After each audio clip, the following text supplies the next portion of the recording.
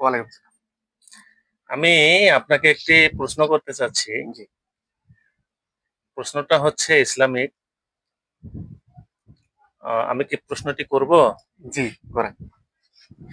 আমি আপনার কাছে জানতে চাচ্ছি, আমাদের প্রিয় নবী মোহাম্মদ সাল্লাল্লাহু আলাইহি ওয়াসাল্লামের বাবার নাম কি ছিলেন?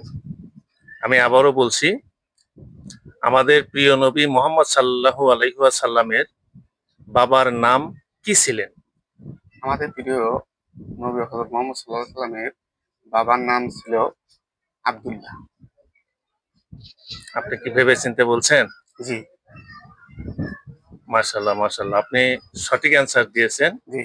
আমাদের নবী করিম সাল্লাল্লাহু আলাইহি ওয়াসাল্লামের বাবার নাম ছিলেন আব্দুল্লাহ।